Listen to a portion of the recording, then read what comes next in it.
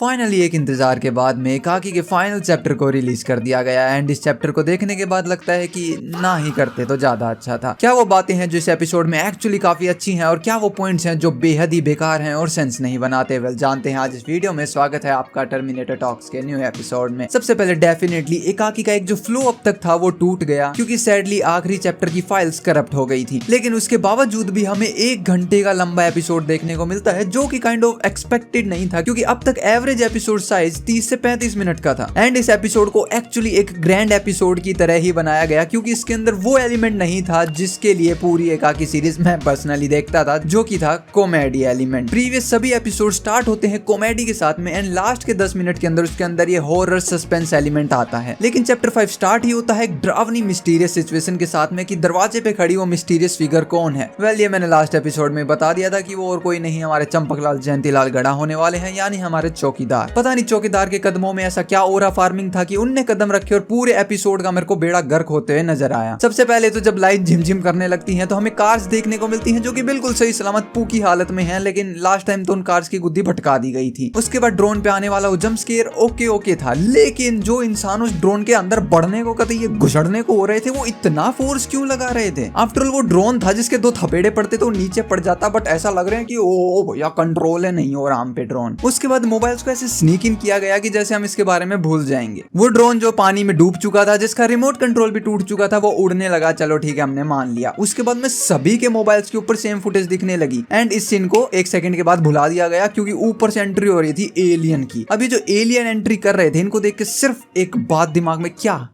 आ रहा है, ये पावर रेंजर। देन उसके बाद पावर रेंजर का वैकना बना दिया। एक तो पावर रेंजर को देखते ही डिसअपॉइंटमेंट हो गई थी कि ये क्या है ये। इससे बेहतर तो वो लाल कलर का सर था जो हमने मिड सीरीज कहीं देखा था। एंड देन जब उस पावर रेंजर ने बोलना स्टार्ट किया, इतनी प्योर डिसअपॉइंटमेंट। उस पॉइंट के बाद से सीरीज को मैं सिर्फ जबरदस्ती पी रहा था। लेकिन जब पावर रेंजर बोलते हैं तो हमारे मैकेनिक भैया रजिस्ट करने लगते हैं और पावर रेंजर बोलते हैं स्टॉप रजिस्टिंग। अरे किसका रजिस्टिंग? वो इंसान मरने को हो रहा था, वो रियल लाइफ में मैकेनिक है, वो कोई मेन कैरेक्टर नहीं है। वो अर्ध कॉन्शियस हालत में मरा हगा पड़ा, किसके कौन सा रजिस्ट कर रहा है? वो कौन सी पावर्स है उसमें एक एलियन को रजिस्ट करने की? उसके बाद एलियन बोलते हैं आई एम सॉरी। ये मैंने इतिहास का पहला एलियन देखा जो इंसानों से माफी मांग रहा है आके उन्हीं के प्लेनेट पे। देन एलियन अपनी स्टोरी बताना स्टार्ट करते हैं एंड एपिसोड के बिल्कुल लास्ट में कार्तिक एक बात कहते हैं, किसने नहीं किसने।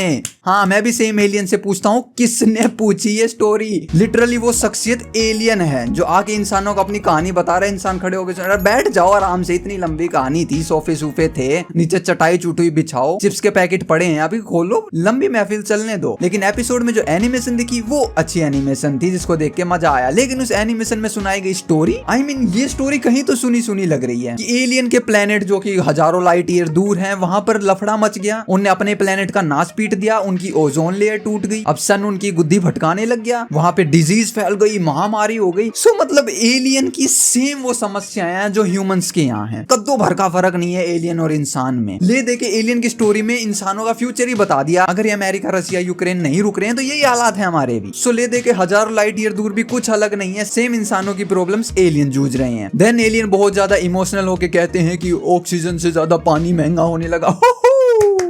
तो वहां पर भी ऑक्सीजन ही है, वहां पर भी पानी ही है, सेम H2O एलिमेंट्स। हजारों लाइट ईयर दूर कुछ नहीं बदल रहा, पूरे ब्रह्मांड इन्फिनिटी तक हर कोई पानी पी रहा है, हर कोई अंदर घुसेड़ रहा है तो वो ऑक्सीजन ही है, छोड़ रहा है वो कार्बन डाइऑक्साइड। कुछ बदल रहा है एलियंस में। किस टाइप का एलियन है ये एलियन उलियन नहीं है, ये बिट्टू पनवाड़ी के काम करने वाला छोटू है। देन एलियन पूछते हैं क्या तुम गेस कर सकते हो वो कौन सी गैलेक्सी है? मैं एक काम करो, बैठो, चटाई चुटुई बिछाओ, थोड़ी अंतराक्षरी खेलते हैं, थोड़ा माइनक्राफ्ट का गेस द पैटर्न करते हैं, एक आध पॉइंट पेलते हैं, कोई दिक्कत नहीं, पूछो और सवाल पूछो। क्या हमें लगता है एलियन 5 फुट के होते हैं? नहीं मेरे को लगा था 15,000 फीट के होते हैं। बहुत कमाल की इंटरेक्टिव मैथमेटिकल बातें चल रही है, क्या आप गेस कर सकते हैं? तो यार टैंकी में पानी नहीं है, लगता है टैंकी खाली है। अगर इस एलियन ने एक बार भी सीआईडी देखा होता तो इसके पॉइंट वाकई काबिल तारीफ होते हैं। देन एलियन आते हैं, उस जगह का पता लगाते हैं जहां मीटियोर गिरा था एंड वहां स्नीक इन करने की कोशिश करते हैं ताकि महाराष्ट्र के डिफेंस सिस्टम को पता ना लग जाए कि उनके वतन में एक एलियन घुस घुस गया है।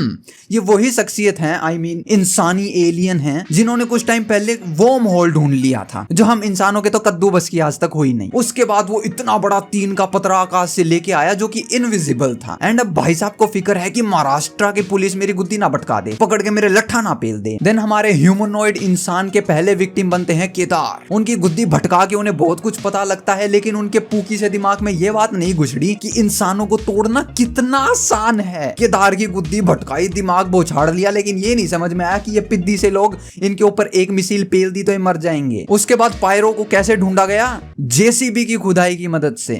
अगर आपको लगता है कि फाइनल एपिसोड में कोई कॉमेडी नहीं थी, तो थी कॉमेडी, ये एलियन की बातें। एंड जब हमारे मैकेनिक की गुद्दी भटकाई, उनको एज ए पपेट बनाया ताकि वो इंसानों से बात कर सके, क्योंकि उनका डायरेक्ट रोबोटिक शरीर बात नहीं कर पा रहा था। तो जो हमारे मैकेनिक है, उनकी आवाज कैसे बदल गई? टेक्निकली मैकेनिक को यूज किया जा रहा है एज ए पपेट इंसानों से बात करने के लिए। तो कल ने एलियन आके मेरी गुद्दी भर ले तो मेरी ही आवाज बाहर निकलेगी, या फिर करके कुछ बाहर निकलेगा। तो ले दे के पता लगा कि मैकेनिकल भैया के पास में एक्चुअली 2 वोकल कॉर्ड हैं। उसके बाद हथियारों का हथियार, वो पूकी हथियार निकल के आता है, वो यूवी हीटर टाइप थिंग। क्योंकि सूरज ने उनके प्लेनेट की वात लगा रखी थी, उनकी ओजोन लेयर टूट गई थी, इसका मतलब यूवी रेज उन पे पड़ती थी, दैट्स व्हाई वो जमीन में घुसड़ गए थे। इतना साल जमीन के अंदर घुसड़ने के बाद वो जमीन से बाहर आए, इतनी टेक्नोलॉजी आविष्कार किए कि उन्हें वर्म होल मिल गया, लेकिन उन पट्टों पे उनका जो आर्मर था उसको यूवी रेज से प्रोटेक्ट नहीं किया गया। एक डब्बा टैंट में बजाते उसका सिस्टम हैंग हो गया। लेकिन ह्यूमन इकलौते नहीं है वो जो रेज बेट करते हैं, एलियन भी रेज बेट करते हैं। फिर बता रहा हूँ मैं, 15,000 लाइट ईयर दूर इंसान और एलियंस में कद्दू भर का फर्क नहीं है। तो कल ने एलियन आपके घर में बढ़ जा तो वो एलियन नहीं है, वो रामू टपड़ी वाले का छोटू है।